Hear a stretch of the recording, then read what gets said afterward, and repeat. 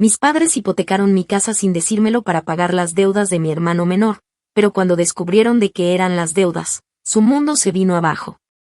Desde que tengo memoria, siempre sentí que dentro de mi familia ocupaba el lugar más incómodo, ese que nadie menciona pero todos conocen, el de la hija que nunca fue suficiente. La que tenía que demostrar con hechos lo que a otros se les perdonaba con promesas vacías. Crecí siendo testigo de un patrón que se repetía con una frecuencia casi matemática. Cada vez que mi hermano menor se metía en problemas, ya fuera por sus notas, por su temperamento, por su incapacidad de seguir reglas básicas, mis padres se encargaban de suavizar las consecuencias, ocultar los daños y justificar su comportamiento con un sinfín de excusas. La más habitual era aquella que decía que él es más sensible, como si su sensibilidad fuese una carta blanca para evadir toda responsabilidad. En contraste, a mí me educaron con la exigencia del sacrificio silencioso, el deber de mantener el equilibrio sin alardes y la obligación de no hacer olas porque ya había suficiente tensión con los caprichos de mi hermano. Aprendí a no pedir nada, a resolverlo todo por mi cuenta, y a dejar que el reconocimiento, si alguna vez llegaba, fuese algo secundario. Así construí mi vida. Trabajé desde muy joven. Apenas salí del colegio, decidí que no quería depender de nadie, mucho menos de una familia que me veía más como una extensión de sus necesidades que como una persona con sueños propios. Hice cursos nocturnos, trabajé en 2 empleos al mismo tiempo durante más de 5 años y, poco a poco, logré lo que muchos de mi edad aún no consideraban una prioridad: compré una casa. Era pequeña, nada ostentosa, pero era mía. Ese logro representaba algo mucho más profundo que ladrillos y cemento. Era mi refugio, el lugar donde podía respirar sin sentir que debía explicarme o justificar mi existencia. La compré con un préstamo que firmé con las manos temblorosas y una cuota mensual que sabía que me apretaría el bolsillo durante varios años, pero lo hice con la frente en alto, sabiendo que todo lo que tenía era fruto de mi esfuerzo. Nunca le pedí un peso a nadie. Jamás. Durante un tiempo, creí que había alcanzado cierta paz. Mi familia, aunque siempre distante emocionalmente, mantenía una relación más o menos cordial conmigo. Iba a casa de mis padres algunos fines de semana, evitaba las discusiones sobre política o religión, y sonreía con cortesía cuando comenzaban a ensalzar a mi hermano por cualquier nimiedad. Él, por su parte, vivía en una constante espiral de fracasos disimulados, cambios abruptos de humor y proyectos que comenzaban con entusiasmo y terminaban en ruinas. Nunca me involucré. Aprendí a mantener una distancia emocional prudente y necesaria. No era mi responsabilidad salvarlo, aunque mis padres a veces me lanzaban frases cargadas de culpa como ustedes son hermanos, deberían apoyarse o cuando nosotros no estemos, solo se tendrán el uno al otro. Me limitaba a sentir, sin responder, sabiendo que cualquier intento de razonar con ellos era inútil. Todo se vino abajo un miércoles por la tarde. Fue un día común, de esos que no anuncian tragedias. Estaba organizando unos papeles en una carpeta vieja cuando noté una carta del banco que no recordaba haber visto antes. La abrí con la certeza de que sería publicidad o un extracto duplicado, pero lo que encontré me dejó helada: una notificación formal sobre el estado de la hipoteca de mi casa. Decía que estaba en mora por 3 meses y que, de no ponerse al día el saldo, iniciaría el proceso de embargo. Sentí que el piso desaparecía bajo mis pies. Me tomó unos minutos entender que estaba leyendo. No podía ser. Yo no tenía ninguna hipoteca activa. Mi préstamo original estaba pagado al día, y había hecho un enorme esfuerzo por automatizar todos los pagos para no arriesgarme a olvidar una cuota. Revisé mi cuenta, verifiqué todo, y confirmé que efectivamente yo no debía nada al banco con el que contraté mi crédito original. Entonces, ¿de dónde salía esa hipoteca? Entré en un estado de ansiedad aguda, de esos que solo entiendes cuando el mundo que conocías empieza a agrietarse sin previo aviso. Fui al banco al día siguiente, llevé todos mis papeles y pasé casi 4 horas en una oficina tratando de entender cómo algo así podía haber ocurrido sin que yo supiera. Fue entonces cuando la funcionaria, después de revisar los datos y hacer algunas llamadas, me preguntó si acaso había otorgado algún poder notarial general en el pasado. Respondí que sí, que años atrás, cuando aún confiaba en mi familia, firmé un poder para que mi padre pudiera representarme en un trámite con el notariado. Ella asintió, con una mirada que mezclaba resignación y lástima, Y me explicó que ese mismo poder fue utilizado para hipotecar mi propiedad como garantía colateral de un préstamo. Según el sistema, la firma estaba en regla. Era legal. No podía creerlo. Salí del banco temblando, con los ojos secos y la garganta cerrada. Ese mismo día fui directamente a casa de mis padres. No toqué el timbre como siempre. Abrí con mis llaves, aún tenía una copia, y los encontré en la cocina, conversando como si el mundo no estuviera ardiendo.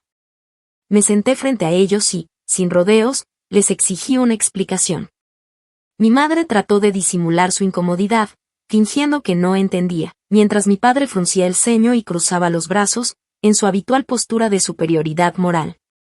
Les dije, palabra por palabra, lo que el banco me había confirmado, y exigí que me dijeran para qué habían hipotecado mi casa sin mi consentimiento informado. Mi madre bajó la mirada y murmuró que fue una decisión difícil, pero que no había otra salida. Mi padre, en cambio, no se molestó en suavizar nada. Dijo con voz dura que lo hicieron por mi hermano, que estaba metido en un problema serio y que, como familia, había que sacrificarse por él. Me quedé en silencio unos segundos, intentando procesar el nivel de cinismo que acababa de presenciar. Les pregunté qué clase de problema era tan grave como para hipotecar la única propiedad que era fruto de mi trabajo, y por qué no vendieron algo de ellos. Mi madre se llevó las manos al rostro y dijo que no podía hablar de eso, que era demasiado doloroso, pero que lo entendería con el tiempo. Mi padre, con un tono frío, sentenció que yo no entendía lo que era ser padre, que algún día me daría cuenta. No dije nada más. Me levanté, tomé mi bolso y me fui. Ni siquiera recuerdo cómo llegué a casa ese día. Solo recuerdo la sensación en el pecho, esa mezcla de furia, desolación y traición que no se puede poner en palabras. Esa noche no dormí. Me senté frente al computador y comencé a revisar todo. Busqué nombres, montos, fechas. Lo que encontré me llevaría semanas comprender del todo, pero esa noche supe algo con certeza. Mi familia había decidido destruirme para salvar al hijo que nunca quiso salvarse a sí mismo. Y si ellos habían sido capaces de hipotecar mi vida sin pestañear, yo también sería capaz de hacer lo impensable. No por rabia. No por impulso. Sino por justicia. Y si para lograrla tenía que destruir cada estructura sobre la que construyeron sus mentiras, entonces eso era exactamente lo que iba a hacer. Actualización 1. Durante este tiempo he estado atrapada en una espiral de impotencia, cansancio emocional y una rabia tan profunda que me ha transformado por dentro. No sé si quienes me conocían antes reconocerían a la persona en la que me estoy convirtiendo, pero ya no me importa. Algo en mí murió aquella tarde frente a mis padres, cuando me miraron a los ojos y me confesaron, sin una pizca de vergüenza, que hipotecaron mi casa para cubrir una deuda de mi hermano. Desde entonces, cada conversación, cada silencio, cada decisión que tomaron en el pasado comenzó a tener un nuevo significado bajo esta luz enfermiza de traición y manipulación. Ya no eran simplemente padres estrictos o protectores con su hijo menor. No. Eran cómplices. Eran ladrones. Eran verdugos. Los días siguientes a mi confrontación fueron un desfile de puertas cerradas, evasivas y justificaciones que solo hicieron más profundo el hueco en mi pecho. Intenté mantenerme cuerda, racional. Fui a hablar con un abogado de confianza, alguien que había trabajado conmigo en un tema laboral un par de años atrás. Le conté todo con un nudo en la garganta, y cuando mencioné el poder notarial que había firmado tiempo atrás, su rostro cambió por completo. Me explicó que, si el poder era general y no estaba limitado por cláusulas específicas, era perfectamente legal que mis padres lo usaran para representar mis intereses. Incluso en un acto tan grave como hipotecar mi vivienda. Me mostró ejemplos, me citó artículos del Código Civil, y terminó diciéndome que el único camino era probar que lo usaron con dolo, con intención fraudulenta. Pero para eso, necesitaría pruebas. Pruebas de que sabían que me estaban perjudicando de manera deliberada. Pruebas de que no me informaron a propósito. Pruebas de que la deuda por la cual pusieron en riesgo mi propiedad era no solo oculta, sino moral y legalmente cuestionable. Volví a casa esa noche sintiéndome derrotada, pero también peligrosamente lúcida. Empecé a pensar como ellos, a analizar cada movimiento no desde la indignación emocional, sino desde la frialdad de una jugada estratégica. Me pregunté por qué lo hicieron de esa forma. ¿Por qué no me llamaron? ¿Por qué no me pidieron ayuda directamente? ¿Por qué no vendieron su propio carro o hipotecaron su propia casa? ¿Por qué arriesgar justo lo único que yo tenía? La respuesta, aunque tardía, llegó sola, porque creyeron que no me daría cuenta. Porque pensaron que, incluso si lo hacía, me quebraría. Porque asumieron que, como siempre, terminaría cediendo, tragándome la rabia, asumiendo las consecuencias por amor a la familia. Pero esta vez, se equivocaron. Durante semanas traté de obtener más información por fuera de lo que mis padres estaban dispuestos a contarme. Intenté acercarme a mi hermano, quien, como de costumbre, desaparecía por días enteros y solo respondía mensajes si alguien le ofrecía dinero o favores. Cuando finalmente logré ubicarlo, gracias a un amigo que trabaja como conductor de taxi y que sabía algunos de sus paraderos frecuentes. Me presenté en un taller mecánico clandestino donde aparentemente ayudaba a unos conocidos. Me recibió con una mezcla de cinismo y sorpresa. Dijo que ya se había enterado de lo que pasó con la casa y que lo sentía mucho, pero era una emergencia. Sus palabras me revolvieron el estómago. Tenía el descaro de mirarme a la cara, con las uñas negras y el aliento a cigarro barato, y soltarme frases como si se tratara de un inconveniente menor. Le pregunté qué clase de deuda era tan urgente como para hipotecar una propiedad ajena. Se encogió de hombros y dijo que no podía hablar de eso, que había sido un mal negocio, y que nuestros padres lo entendieron porque son personas que saben lo que significa la familia. En ese momento supe que no obtendría nada útil de él. Me fui sin decir una palabra más, pero dentro de mí algo se encendió, una rabia nueva, una furia refinada por la certeza de que no solo me habían traicionado, sino que además pretendían que lo aceptara como parte de un sacrificio familiar, como si yo hubiese nacido para ser su mártir personal. A los pocos días, empecé a notar un cambio en la actitud de mis padres. Mi madre me llamó una noche llorando, diciendo que sabía que estaba molesta, que habían cometido un error, pero que había que mirar hacia adelante. Usó palabras como unión, amor de familia, crisis y esperanza.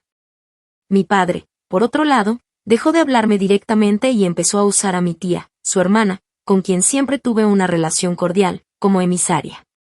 Ella vino a visitarme una tarde y me dijo que mi papá estaba muy estresado, que todo esto se le estaba saliendo de las manos y que mi actitud tan dura no ayudaba en nada. La miré con una mezcla de lástima y desprecio, y solo pude decirle que mi casa no era una metáfora. No era un símbolo de familia, ni un estandarte de unidad. Era mi propiedad, mi seguridad, mi esfuerzo materializado. Y lo habían robado. Punto. Ese día tomé una decisión. Si ellos estaban dispuestos a disfrazar un robo como una ayuda, entonces yo también podía comenzar a disfrazar mi rabia como indiferencia. Me alejé en silencio. Dejé de contestar llamadas. Cerré redes sociales. Comencé a mover mis finanzas a cuentas nuevas. Vendí parte de mis cosas más valiosas y comencé a guardar efectivo en una caja fuerte que instalé dentro de mi closet. No dije nada a nadie, pero cada paso que daba era parte de un plan. Porque ahora lo veía con claridad. Si ellos me trataron como un instrumento para resolver los errores de su hijo favorito, yo iba a convertirme en la tormenta que les recordara, día a día. Que no se juega con la voluntad de quien nunca tuvo nada regalado. Mi venganza no iba a ser un grito. Iba a ser una reconstrucción meticulosa del daño, desde adentro. Fría. Silenciosa. Implacable. Actualización 2. Han pasado 3 meses desde la última vez que vi a mis padres frente a frente, y durante ese tiempo, el fuego que se encendió en mi pecho no solo no se ha apagado, sino que ha tomado forma. Se ha transformado en algo mucho más peligroso que la simple rabia.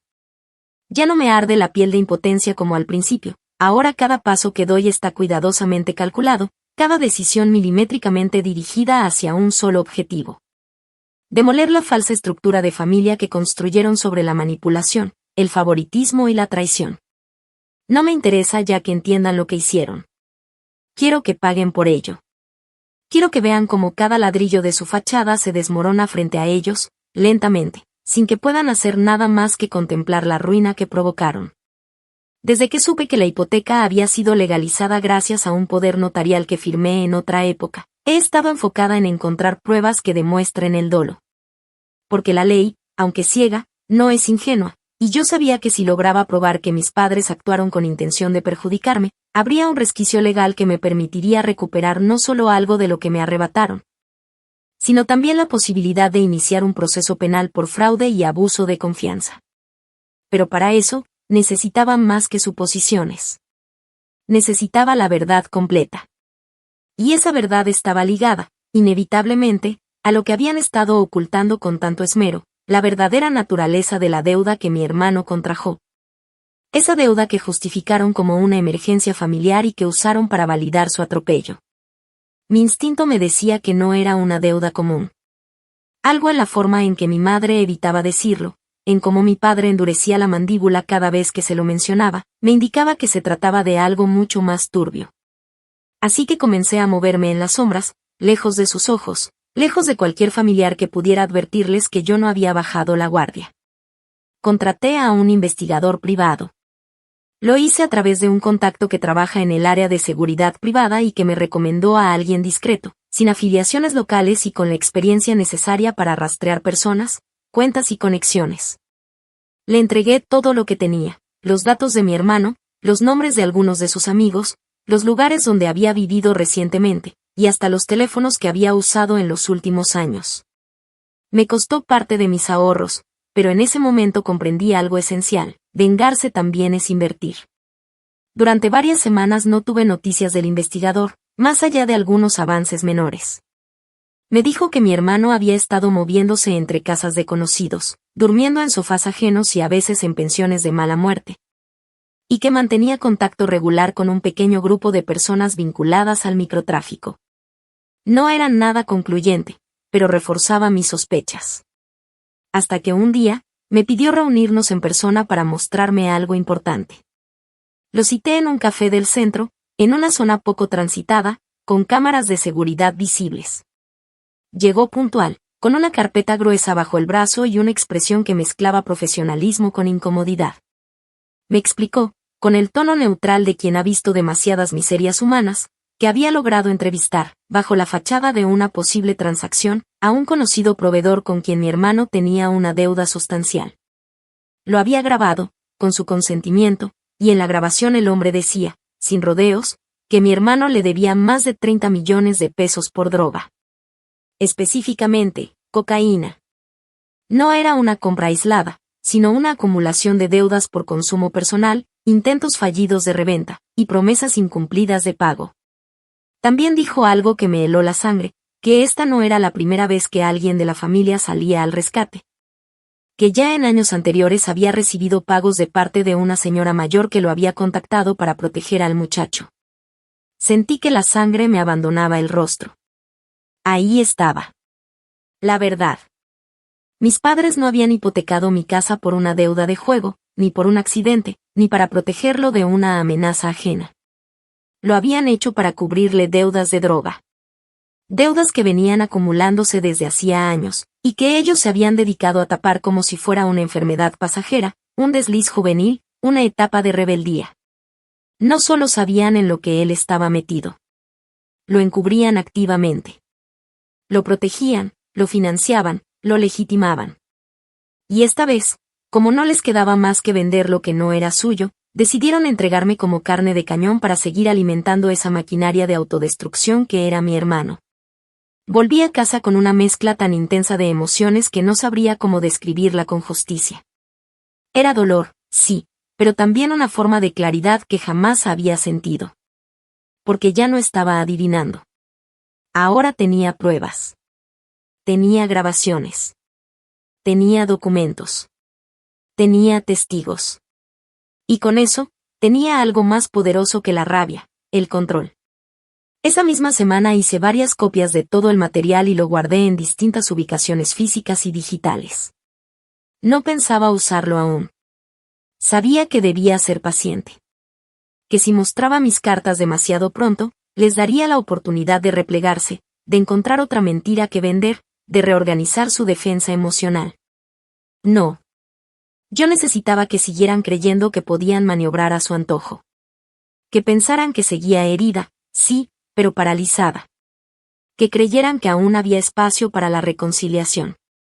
Mientras tanto, cada día que pasaba era un día menos para ellos y un paso más para mí. Porque la verdadera venganza no consiste en gritar lo que sabes, sino en esperar el momento exacto en que ese conocimiento se convierte en un arma letal. Un día iban a despertar y se iban a dar cuenta de que el monstruo que crearon, la hija obediente, paciente y olvidada, ahora se había convertido en la arquitecta de su ruina. Y cuando ese día llegara, nadie los iba a salvar. Ni siquiera él. Actualización 3. Han pasado ya 6 meses desde que vi por última vez el rostro de mi madre en persona, y durante este lapso, he aprendido algo que nadie me enseñó cuando era niña. Que el silencio puede ser un recurso más devastador que cualquier grito. Que el distanciamiento, cuando es deliberado y estratégico, se convierte en una herida que no deja de sangrar porque no hay forma de cerrarla. Mis padres no han dejado de intentar contactarme. Mi madre llama cada semana, siempre en los mismos horarios, como si creyera que la rutina le otorgara derecho a ser escuchada. Deja mensajes que van desde súplicas quebradas hasta reproches disimulados como reflexiones maternales. Mi padre, por su parte, no llama. Él envía a otros, como ha hecho toda su vida. Mis tías, mis primos, incluso una vecina de infancia que me escribió diciendo que mi mamá estaba muy mal y que por favor no la castigara así. A todos los he ignorado. A todos los he bloqueado. La venganza no solo se ejecuta en acciones visibles, también se forja en el aislamiento metódico, en la negación tajante del acceso emocional. Y si algo estoy decidida a hacer, es que ellos vivan con el eco de mi ausencia antes de enfrentar el peso de mis acciones. Mientras ellos se devanan los sesos tratando de entender por qué no les hablo, yo he estado ejecutando la primera fase de un plan que requiere frialdad, precisión y una meticulosa reestructuración de todo lo que solía ser mi vida. He dejado de pagar la hipoteca, esa que nunca pedí, esa que jamás firmé de forma consciente. El banco me ha enviado cartas, mensajes, notificaciones, advertencias. Todo está ocurriendo exactamente como lo preví. La mora ha crecido. El proceso de embargo ya fue iniciado y, aunque parezca un suicidio financiero, he decidido dejarlo avanzar. No por descuido, no por resignación, sino porque el colapso de esa propiedad ya no me representa una pérdida. Ya no es mi hogar. Desde el momento en que mis padres decidieron usarla como moneda de cambio para salvar a un adicto autodestructivo, dejó de ser un refugio. Ahora es un campo de batalla. Y yo estoy dispuesta a quemarlo todo si eso garantiza que los responsables también queden atrapados en las llamas. Muchos se preguntarán cómo he logrado sostenerme durante este proceso, cómo es que no me he desmoronado por completo. La respuesta es simple: preparé mi caída para que no doliera. Vendí todo lo que podía tener valor, muebles, electrodomésticos, objetos personales que alguna vez consideré imprescindibles. Guardé cada peso. Cerré mis cuentas principales y transferí mis ahorros a una entidad distinta, una que no está vinculada a ninguna red que mis padres pudieran conocer. Me mudé a un apartamento pequeño, en otra zona de la ciudad, con un contrato informal y pagos en efectivo. Cambié mi número de teléfono.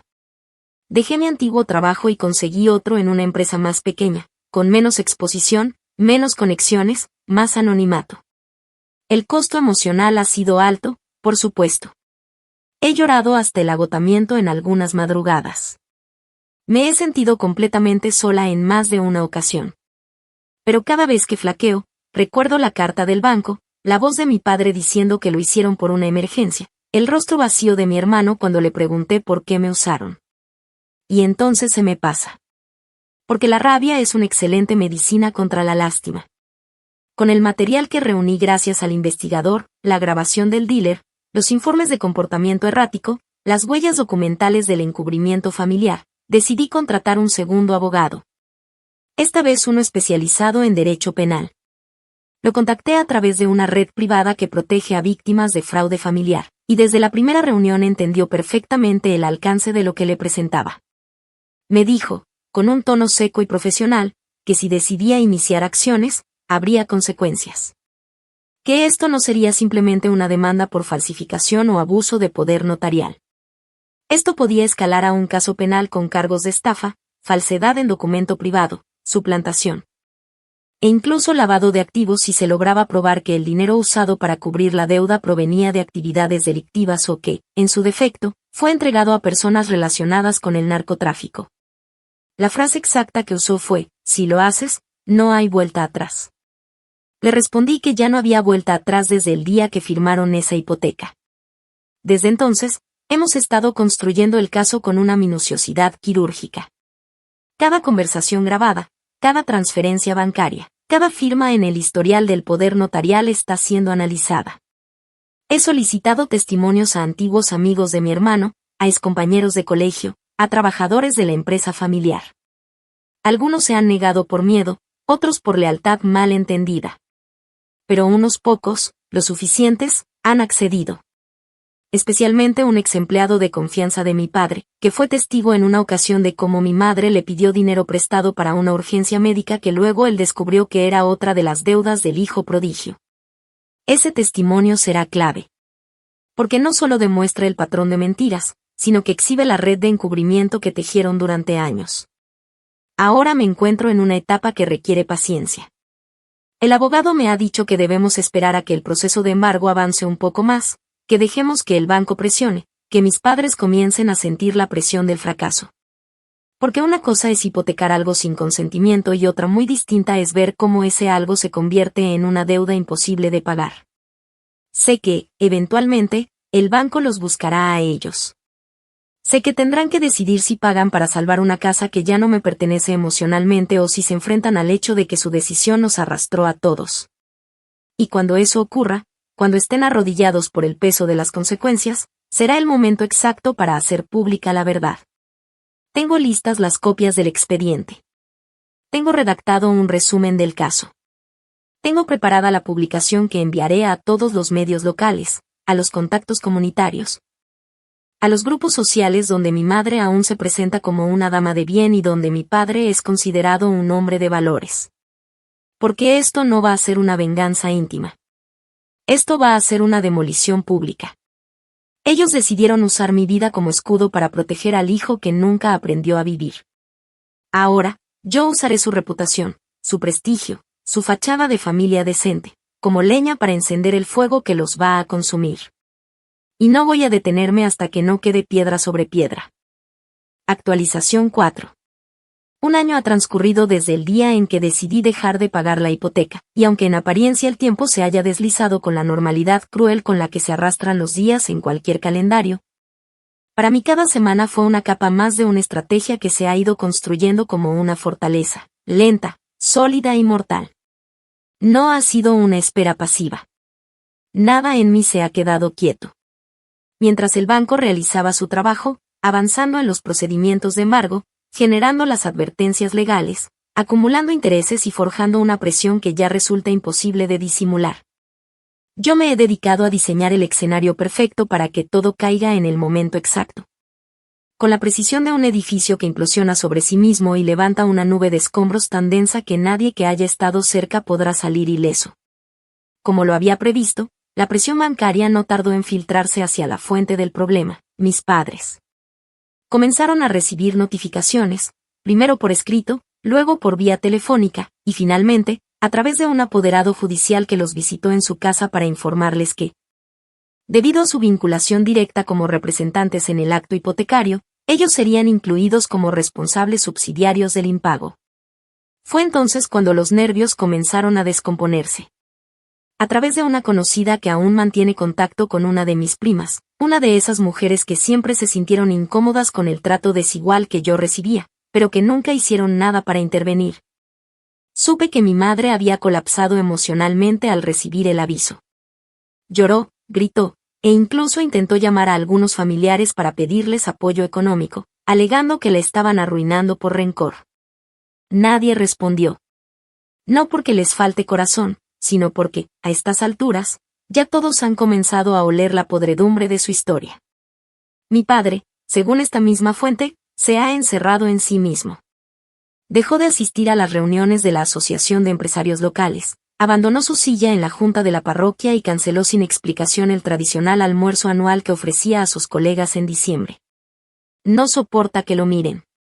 Y es que la caída de un hombre que siempre se creyó intocable duele más cuando ocurre bajo la mirada de aquellos que antes lo admiraban. En los círculos sociales donde se movía con soltura, el murmullo se ha convertido en murga. Ya no es simplemente el padre que crió a dos hijos muy distintos ni el hombre que hizo lo que pudo. Ahora es el hombre cuya hija lo denunció, el que hipotecó una casa que no era suya, el que encubrió las deudas de su hijo drogadicto mientras predicaba sobre el esfuerzo y la moral en cada discurso. El castillo de naipes ya no tambalea. Se ha desplomado. El juicio inició hace poco más de 2 meses. Fue un proceso complicado, lleno de dilaciones y maniobras legales por parte de la defensa, pero finalmente logramos demostrar que el uso del poder notarial no solo fue malicioso sino premeditado. La clave estuvo en un correo electrónico que mi madre envió a un asesor financiero en el que admitía que no podían usar su propia propiedad como garantía porque ya la tenían comprometida. En ese mismo correo, que fue adjuntado a una cadena de comunicaciones internas con una notaría, quedó registrada su intención de buscar otra vía con el poder de la niña. Como solía llamarme cuando hablaba de mí con terceros. La frase, aparentemente inofensiva, fue el clavo en el ataúd. El juez determinó que hubo dolo. Que usaron una facultad legal para realizar un acto que sabían que perjudicaría de forma directa y grave a la titular del bien, sin haberla informado, sin haber solicitado su consentimiento. Y sin haberle dado oportunidad de negarse. En términos técnicos, fue una victoria aplastante. Pero no me detuve ahí. Durante el proceso penal, y en paralelo a la demanda civil que el abogado ya había activado contra mi hermano por extorsión y daños patrimoniales, filtré la información cuidadosamente preparada a una periodista independiente que se dedica a investigar fraudes familiares y conflictos patrimoniales. Ella, después de verificar todo, decidió publicar la historia en su blog, y de ahí, como suele pasar con los relatos que tienen todos los ingredientes del escándalo, familia, traición, adicción, dinero, justicia. La noticia escaló. No tardó en llegar a medios regionales. Luego, uno de los canales locales más vistos la recogió para un segmento de reportajes especiales sobre crímenes familiares invisibles. Cambiaron nuestros nombres por razones legales, pero fue evidente para quienes nos conocían que la historia se refería a nosotros. Mi madre fue abordada en plena misa por una mujer que le preguntó si de verdad había hipotecado la casa de su hija. Mi padre fue confrontado por un antiguo socio que le dijo que lo consideraba un hipócrita. La vergüenza se volvió visible. La familia perfecta quedó desnuda frente a todos. Mi hermano, por su parte, desapareció nuevamente. Según me informaron de forma extraoficial, habría cruzado la frontera por uno de los pasos ilegales hacia Venezuela. No dejó nota, no se despidió de nadie, no respondió a las últimas llamadas de mi madre. Se evaporó como una sombra que nunca quiso asumir su forma. Y aunque durante años ese escape habría sido otra herida para mí, esta vez lo viví con una serenidad que me sorprendió. No me dolió. No me importó. Porque entendí que él, en el fondo, nunca fue el verdadero problema. Solo fue el síntoma más visible de una enfermedad mucho más profunda, el egoísmo estructural de mis padres, su arrogancia, su creencia enfermiza de que todo lo que no encajara en su visión de familia podía ser manipulado, forzado o destruido. Ahora me encuentro en medio del proceso de liquidación de los bienes familiares. La casa fue finalmente rematada por el banco, pero con la sentencia a mi favor, el dinero recuperado no irá a saldar deudas. Va directo a una cuenta que, por orden judicial, me pertenece. También se ordenó el embargo de parte de la pensión de mi padre y la retención parcial de la cuenta compartida que tenían con mi madre. No se arruinaron por completo, no todavía, pero sienten la presión. Viven con menos, rodeados de rumores, aislados del entorno que antes los idolatraba. Son prisioneros de una historia que ellos mismos escribieron y que ahora no pueden reescribir. He aprendido, en todo este proceso, que la venganza no es una explosión violenta e inmediata. No es un acto de ira. Es un proyecto. Es un edificio erigido con el mismo rigor que la justicia niega tantas veces a quienes callan. Yo no callé. Y por eso, ellos ya no duermen tranquilos. La tranquilidad es mía ahora. Y no pienso devolverla. Actualización final. Ha pasado más de un año desde que el fallo judicial dictó lo que durante tanto tiempo fue inimaginable. Que mis padres fueran declarados culpables de fraude por el uso doloso del poder notarial y que debieran responder con sus propios bienes por el daño que me habían causado. Han pasado más de 12 meses desde que la historia de mi familia se convirtió en un escándalo regional, desde que dejaron de caminar erguidos en las calles, desde que comenzaron a ocultarse detrás de las cortinas. Temerosos de que alguien los reconociera, de que alguien les escupiera en la cara la verdad que yo les había guardado durante décadas, que no eran víctimas de una hija ingrata, sino verdugos disfrazados de mártires. Cómplices de una vida entera de negligencia, mentiras y favoritismo. Cobarde. Han pasado 14 meses desde que me marché del país, llevando conmigo solo una maleta, una carpeta con documentos legales y una determinación forjada a punta de traición. Nunca más volver a mirar atrás. El dinero que recuperé del proceso legal no fue una fortuna, pero fue suficiente. El remate de la casa, sumado al embargo parcial de los bienes de mis padres, me permitió reconstruir mi vida desde los cimientos, esta vez lejos. En un lugar donde mi apellido no significa nada y donde nadie me exige explicaciones por las decisiones que tomé. Me establecí en el sur del continente, en una ciudad tranquila donde el idioma no me resultaba ajeno, pero la cultura era lo suficientemente distinta como para permitirme desaparecer. Cambié de nombre para efectos laborales, no legalmente, pero sí en todos los espacios públicos. Ahora me llaman por otro nombre, uno que elegí no porque sonara bonito, sino porque representa algo que mis padres jamás me ofrecieron, la posibilidad de elegir mi propia historia. Encontré trabajo en una organización no gubernamental dedicada a la defensa legal de mujeres que han sido víctimas de fraude patrimonial y violencia económica dentro del núcleo familiar. Cuando me entrevisté para el cargo, no les conté mi historia completa. Solo mencioné que había vivido en carne propia la negligencia institucional frente a los delitos invisibles que se cometen entre cuatro paredes. Me escucharon en silencio, y cuando terminé, la directora del área legal, una mujer de rostro sereno y mirada endurecida por años de batalla, me dijo que no necesitaba más detalles. Que si había sobrevivido a eso, entonces ya sabía lo que era estar del otro lado. Acepté el cargo con humildad, pero también con una sensación de justicia interna que nunca antes había experimentado. Por fin, el dolor acumulado no era solo una herida, sino una herramienta. He construido una nueva rutina. Cada día me levanto temprano, camino por calles que no conozco del todo pero que me abrazan con su anonimato, y trabajo rodeada de historias que, aunque desgarradoras, me recuerdan que no estoy sola. Que el infierno que viví no fue en vano. Vivo en un pequeño apartamento que alquilé con parte del dinero recuperado. No tengo lujos. No me interesan. No tengo contacto con casi nadie del pasado. Bloqueé a todos los familiares, cambié todas mis cuentas, cerré las redes sociales. No hay acceso posible. He borrado cada rastro, no por miedo, sino por decisión.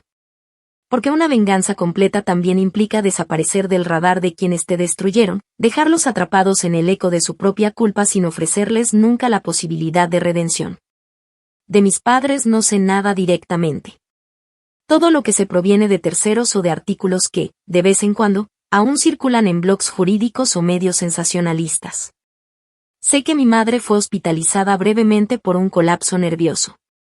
Sé que mi padre se vio obligado a vender una de sus propiedades en remate para evitar una segunda demanda por parte de otro familiar que también descubrió irregularidades en el manejo de una herencia.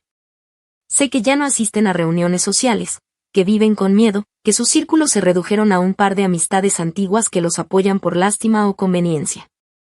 Sé que cada vez que alguien menciona mi nombre, el ambiente se enrarece, y que mi ausencia se convirtió en el castigo más eficaz que pudieron recibir. De mi hermano, por supuesto, tampoco hay novedades claras. Las últimas noticias que recibí indicaban que había sido capturado en una redada menor por posesión de sustancias, pero que quedó en libertad por falta de pruebas. Se rumorea que vive de prestado en una ciudad fronteriza, que sobrevive a costa de pequeños negocios turbios, y que, de vez en cuando, llama a mi madre llorando, exigiendo ayuda. Ya no hay casa que hipotecar. Ya no hay ahorros que entregar.